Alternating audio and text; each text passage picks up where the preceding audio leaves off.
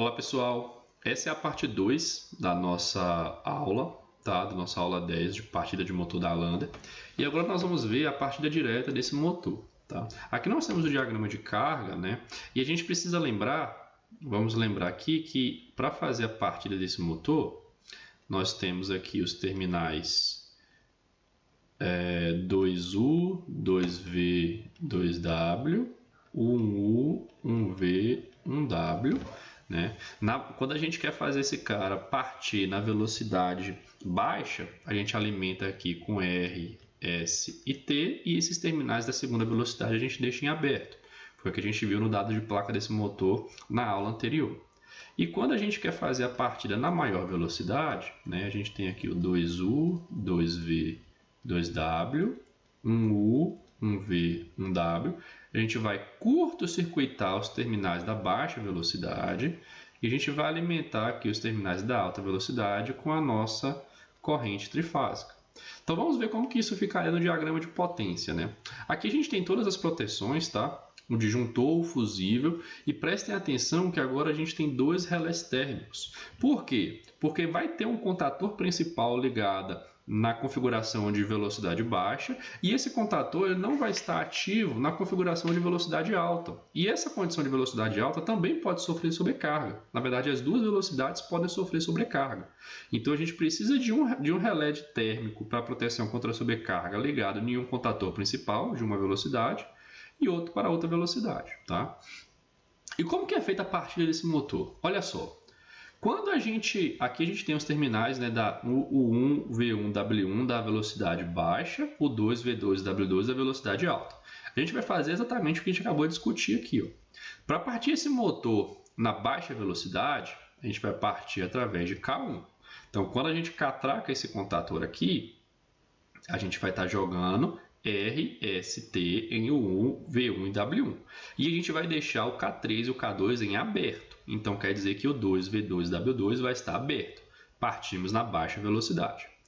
Quando a gente quer partir na alta velocidade, a gente vai deixar K1 em aberto. Tá? Esses terminais U1, V1 e W1, a gente vai curto-circuitá-los através do contator K2.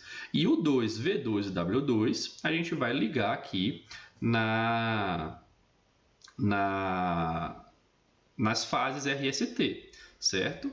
E aí a gente parte o motor na alta velocidade. Uma coisa muito importante, pessoal, que a gente tem que observar aqui, ó, que olha só, quando eu ligo K1, eu estou jogando a fase R em U, a fase S em V e a fase T em W, ou L1, L2, L3, tanto faz, né? Quando eu fecho o K3, olha só, eu estou pegando aqui a fase L1, que eu chamei, L1 está sendo como se fosse a fase T, né? Então, eu estou jogando a fase T em W2, estou jogando a fase S em V2 e estou jogando a fase R em U2. É muito importante que K3 não inverta o sentido de giro, que a gente não troca essas fases. Porque, pessoal, a gente sabe que no motor de indução trifásico, se a gente troca as fases de alimentação das bobinas do estator, a gente inverte o sentido do campo girante. E com isso, esse motor vai girar no sentido contrário, né? Agora, olha o que pode acontecer. Imagina que esse motor está ligado para tocar uma carga, certo? E essa carga tem um sentido, por exemplo, uma esteira transportadora. Então, ele está levando essa esteira transportadora, está levando a caixa, né, o item, de um lado para o outro. E aí eu quero aumentar a velocidade dessa esteira. Eu preciso manter o mesmo sentido de giro. Se eu troco uma das fases, eu aumento a velocidade, mas eu inverto o sentido de giro desse motor. Isso tem que ser tomado cuidado também, principalmente se a partida direta possuir reversão e possuir uma reversão direta. Quer dizer que a gente vai inverter o sentido de giro e trocar a velocidade de operação desse motor também. E se ele estiver com carga, nós precisamos ver se essa carga mecânica vai suportar essa inversão do sentido de giro e aumento ou redução de velocidade. Então, para se manter uma partida suave, né, uma inversão do sentido de giro ou uma troca de velocidades de uma forma mais suave, a gente tem que sempre tomar cuidado para não inverter K3 aqui em relação a K1, a menos, obviamente, que seja o objetivo da partida. Tá? Vamos dar uma olhadinha agora no diagrama de comando, tá? Eu dei uma volta aqui nas proteções, né, só para caber tudo no mesmo diagrama. Então aqui todas as proteções estão presentes, o disjuntor, o fusível, dois contatos auxiliares de relé térmico em série, já que a gente tem dois relé térmicos ligados no nosso circuito de potência, e o botão de emergência, né, do chave cogumelo. Aqui a gente tem a nossa partida, olha só. Aqui eu tenho o botão S0, que ele é responsável por desligar o motor em qualquer velocidade, e eu tenho aqui o meu botão S1, que liga o motor na baixa velocidade, e o meu botão S2, que liga o meu motor na alta velocidade. Tá? Aqui a gente percebe que a gente tem um intertravamento mecânico de S2 e de S1, permitindo então a conversão direta de velocidades. Quer dizer, eu consigo trocar da baixa para alta velocidade sem fazer o meu motor parar. Ok? Vamos ver como é que funciona então, pessoal. Quando eu aperto meu botão S1, né, quando eu aperto esse cara aqui, ó, tá tudo aqui fechado, né, eu consigo alimentar a bobina de K1. Perceba que eu só consigo ligar K1 se K2 e K3 não estiverem ligados ao intertravamento entre K1 e K2 e K3, certo? Perceba que K1 faz a ligação do motor, faz a partida do motor na baixa, e K2 e K3 fazem a partida do motor na alta velocidade. Então, aqui com isso, eu ligo K1, né? Mantenho aqui o selo de K1, eliminando o meu botão S1 do circuito, e o meu motor parte na baixa velocidade. Quando eu aperto o meu botão S2, a primeira coisa que eu vou fazer é abrir esse contato aqui e quebrar esse selo de K1. Então, eu vou desligar o motor na baixa velocidade. E, ao mesmo tempo, eu vou fechar esse contato. Essa chave aqui está fechada, né? E agora, como eu abri esse contato de S2 e quebrei o selo, K1 agora está desligado. Então, esse contato está fechado, eu consigo ligar K2. Tem um selo aqui para selar esse botão S2, né? Então, mantenho o K2 ligado. Se K2 está sempre ligado e selado, eu posso utilizar um contato normalmente aberto simples para alimentar K3. Com isso, o K2 liga K3 e o motor parte na alta velocidade. Como é uma conversão direta, o motor não precisou parar para a gente inverter esse sentido de giro, certo? Finalmente, a gente tem aqui, né, um outro contato auxiliar de K1 e de K3 para fazer um indicativo se o motor está funcionando na alta ou na baixa velocidade. Então, o contato aberto de K1, né, indica que o motor está operando na baixa velocidade, e o contato aberto de K3 indica que ele está operando na alta velocidade. Vamos ver como que vai funcionar isso no nosso CAT símbolo, tá? Bom, pessoal, aqui então eu tenho o circuito que a gente acabou de ver, né, exatamente como eu mostrei para vocês, e agora a gente vai ver ele em funcionamento. Aqui para cima tem só a alimentação trifásica, né? Vamos ver ele funcionando. Vou dar play aqui, vou fechar o disjuntor de potência, o disjuntor de comando, né? E agora eu vou apertar o botão S1. O botão S1, ele parte K1, né? Ele alimenta K1. K1 fica selado através do contato de K1, tá? Aí eu só consegui ligar K1 porque K2 e K3 não estavam ligados, ok? Então, o meu motor partiu na baixa velocidade. Percebeu que eu estou jogando aqui R e ST através de K1. E tanto K2 quanto K3 estão abertos. Então, os terminais U2, V2 e W2 estão em aberto.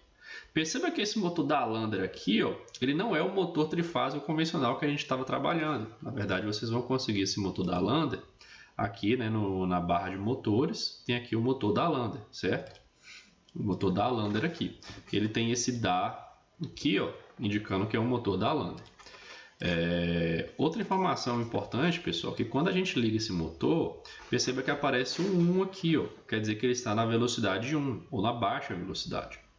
Quando eu apertar esse botão S2, esse intertravamento mecânico vai abrir esse cara, vai desligar K1.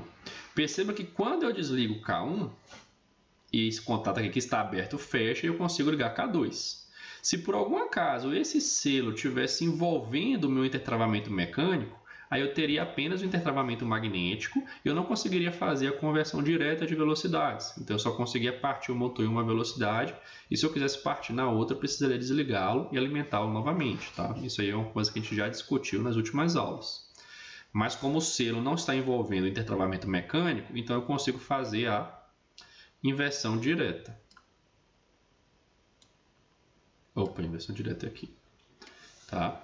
Então, quando eu aperto aqui, ó, perceba, apertei S2, S2 quebrou aqui, né, o selo de K1, permitiu eu alimentar K2, K2 está selado, e como K2 está sempre ligado, alimentou K3. Não preciso fazer selo de K3 aqui, pessoal, porque K3 só vai estar ligado enquanto K2 estiver ligado. Tá? E aqui eu tenho, então, o meu motor girando no mesmo sentido de giro. Vamos reparar aqui novamente, eu vou desligar o motor, vamos ligar na baixa, ó, sentido anti-horário, tá? E aí quando eu faço a conversão de velocidades para alta velocidade, agora velocidade 2, eu mantenho o sentido anti-horário de rotação. Tem os meus LEDs aqui indicando, tá? E uma coisa muito importante, pessoal, é o seguinte, para eu partir na alta velocidade, eu tenho K2 e eu tenho K3, né? Eu tenho que fechar primeiro K2, porque K2 é um curto. Se eu fechar primeiro K3, esses terminais aqui vão estar alimentados com uma tensão elétrica. Quando eu fecho K2, eu estou dando um curto em 3 fases elétricas alimentadas, né? Isso vai gerar um arco elétrico, que obviamente vai ser suprimido aí pelo contator devido à sua câmara de extensão de arcos elétricos, mas isso vai desgastar a vida útil desse contator. Então, para eu manter, né, aumentar a confiabilidade do meu sistema, aumentar a vida útil desse contator, primeiro eu ligo K2, que aí eu estou dando um curto em fases não alimentadas, né? Então não tem tensão aqui, eu fecho o curto e só depois de eu fechar esse curto que eu ligo K3, ok? Então, mais uma vez aqui, né? S1 liga o motor na velocidade baixa, S2 converte esse motor para velocidade alta, tá? Percebam 2 aqui mantendo sempre o mesmo sentido de giro, tá ok? Vamos voltar lá para o slide. Agora, pessoal, vamos fazer essa mesma análise da partida direta, só que com reversão, tá? E agora vocês vão perceber que a brincadeira vai começar a ficar um pouco mais complexa, mas nada muito difícil não. Olha só, novamente aqui todas as proteções estão presentes, só que agora eu tenho 5 contatores. Eu tenho os mesmos 3 contatores. Eu fiz questão de não mudar nem o nome deles para a gente manter naquela relação que a gente tinha visto. K1 liga na baixa, K2 e K12 ligam na alta velocidades. Só que agora tem os contatores K4 e K5. E eles estão aqui justamente para a gente inverter as fases que vão alimentar K1 e vão alimentar K3. Então perceba que tanto K4 quanto K5 estão ligados com K1 e estão ligados com K3.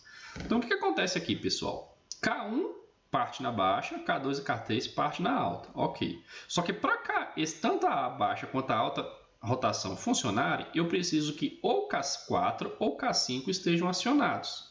Se eu tiver acionado com K4, eu vou estar jogando aqui R, S, T. Tá? E se eu fechar com K5, eu vou estar trocando a fase T com a fase R. Né? Então, a fase R eu vou jogar aqui.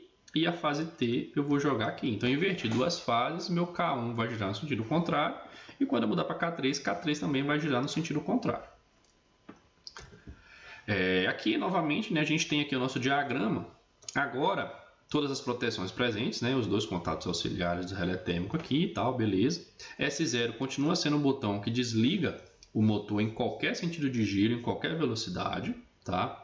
E agora o que a gente tem é o seguinte, ó, o meu botão S1, ele vai ligar K4. Então, perceba que quando eu aperto S1, eu tenho um intertravamento aqui com K5, né? Assim como para eu ligar K5, eu tenho um intertravamento com K4, um intertravamento magnético apenas aqui, então eu não consigo fazer a inversão direta do sentido de giro, então isso aqui é uma reversão indireta, tá?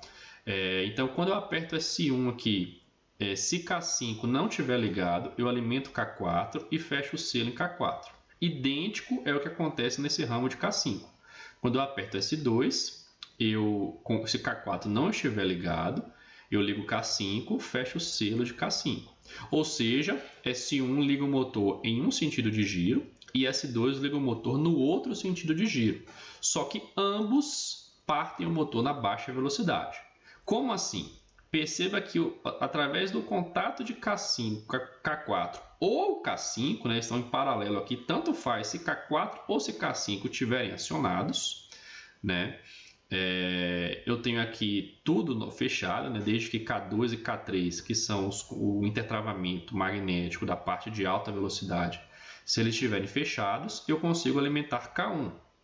Tá? Por que eu não preciso fazer um selo de K1 aqui, pessoal? Porque K4 e K5 já estão selados, ou melhor, ou K4 ou K5 já vão estar selados. Então, eu não preciso fazer o selo de K1. Então, quando eu faço isso, eu alimento K1, meu motor parte na baixa velocidade. Então, obrigatoriamente, nessa ligação que eu fiz aqui, quando eu parto meu motor, ele vai partir na baixa velocidade. Então, ele vai sair de 0 para a velocidade 1. Quando eu aperto esse meu botão S3, que é um botão normalmente fechado, eu vou quebrar esse selo, eu vou quebrar esse selo, não, eu vou cortar essa alimentação de K1. Perceba que eu não estou quebrando o selo, porque o selo está em K4 ou em K5, tá? Eu vou momentaneamente, no momento que eu estou pressionando o S3, eu vou desligar K1, tá? Só que esse S3 ele também está aqui, ó. Né? Então, esse aqui é aquele contato duplo, naquela botoeira com duplo contato. Então, eu tenho normalmente fechado aqui, eu vou ter normalmente aberto aqui, que ao mesmo tempo que eu abro o K1, né, eu consigo fechar esse ramo aqui a partir do momento que K1 agora está fechado, né? Porque eu abri primeiro K1, então esse contato volta a ser normalmente fechado. Essas duas chaves aqui também são referentes, né, à botoeira S1 e S2 com duplo bloco de contatos, eles vão estar fechados. E aí o elemento K2 possui um selo de K2 aqui. Então o que aconteceu quando eu apertei S3? Desliguei K1 e liguei K2 selado. O contato auxiliar de K2 liga K3. Então quando eu aperto S3, eu desligo a baixa rotação e ligo os dois contatores da alta rotação. Então há uma conversão direta da baixa para alta. Então, eu tenho uma inversão do sentido de giro indireta, mas eu tenho uma conversão direta da baixa para alta. E como que eu consigo retornar da alta para baixa? Perceba que quando eu aperto S1 ou S2, eu quebro o selo de K2 e eu desligo K3. Então, eu desliguei esses caras. Só que o meu selo de K4 e o meu selo de K5 não foram quebrados, né? Então, quando eu aperto S1 ou S2... eu desligo esses dois caras, então esses dois contatos voltam a ser fechados, né? Voltam a se fechar, e como o selo de K4 ou de K5 não foi quebrado, eu consigo ligar K1 novamente. Então, meu motor retorna para baixa rotação, né? Mais uma vez aqui é importante a gente notar que o meu S3, quando eu mudo para minha rotação alta, né, eu não posso inverter o sentido de giro, porque o meu motor ele só vai mudar da velocidade baixa para a velocidade alta. A inversão do sentido de giro é através de S1 e de S2. Então, tem que tomar com a fase que está chegando em S3, tá bom? Em K3, tá bom? Vamos ver como é que isso aqui funciona no K de cima. Bom, pessoal, eu estou aqui com a minha simulação, tá? Aqui para cima eu só tenho as fases de alimentação e os dois disjuntores. Eu vou abaixar um pouco para que a gente consiga enxergar aqui todo o nosso circuito de comando e nosso circuito de potência de comando, né? Vamos dar play na simulação, fechar os dois disjuntores, né? E agora eu vou apertar S1. Apertei S1, liguei K4, selado, né? K4 selado, ligou K1, já que todos esses três contatos aqui estão fechados, né? E eu liguei o meu motor no sentido anti-horário na baixa rotação. Perceba que se eu tentar apertar S2, que deveria fazer a inversão do sentido de giro, eu não consigo porque essa inversão ela é indireta, né? Esse selo não está, eu não tenho aqui o contato mecânico para fora do selo. Ok, né? E aí agora, quando eu apertar S3 aqui, ó, perceba que eu não vou quebrar o selo de K4 quando eu apertar S3. Quando eu apertar S3, eu vou momentaneamente desligar K1 e vou fechar esse contato de S3 aqui, ó. Então, quando eu desligo K1, quando eu fecho esse cara e fecho esse cara, eu ligo K2 e automaticamente eu vou ligar K3, que vai impedir que K1 seja ligado por causa desses contatos de intertravamento. Então, quando eu aperto S3 aqui, então eu liguei K2, liguei K3, agora o meu motor gira no mesmo sentido de giro, tá? Só que na segunda velocidade. Se eu retorno aqui e apertar S1, né, meu motor volta a funcionar na baixa velocidade. Então, perceba que eu tenho uma inversão indireta do sentido de giro, eu não consigo inverter o sentido de giro com o motor em movimento, mas eu consigo trocar as velocidades, então eu tenho uma conversão direta da velocidade. Vamos parar aqui, vamos tentar fazer agora a operação no outro sentido, né, partindo de S2. Agora o meu motor gira no sentido horário, na baixa velocidade. Esse motor, essa ligação sempre parte na baixa, tá? E quando eu aperto S3 aqui agora, eu mudo para alta rotação, mantendo o mesmo sentido de giro, tá? Se eu apertar S2 novamente, eu retorno para baixa rotação no mesmo sentido de giro. Certo, pessoal? Espero que vocês tenham entendido aí como é que funciona essa partida. Vamos voltar para os slides. Vale lembrar, pessoal, que para os motores da Lander nós também temos essas chaves comutadoras, tá? Se a gente não quiser utilizar todo aquele circuito de comando. Essas chaves comutadoras, a gente tem ela, por exemplo, na configuração 0, 1, 2. Isso quer dizer que eu começo, né, por exemplo, na minha posição 0, mudo para baixa rotação e da baixa rotação eu mudo para alta. Ou eu tenho na configuração 102, onde eu estou na posição de repouso e eu escolho se eu quero operar ou na baixa ou na alta. Seria como se fosse uma conversão direta de velocidades e uma conversão indireta de velocidades, onde o motor precisa inicialmente parar para depois mudar a sua velocidade de rotação. Eu tenho também essa chave com reversão do sentido de giro, né? Então, se eu giro aqui no sentido anti-horário e o meu motor ele vai girar no sentido anti-horário também, por exemplo, começando do 0 para 1 para 2, então conversão direta. E eu consigo girar no sentido contrário, né? Retornando para a posição 0 e mudando para o sentido horário, agora, por exemplo, passando pela velocidade 1, velocidade 2. Então, aqui, novamente, conversão direta de velocidade e inversão indireta do sentido de giro, tá?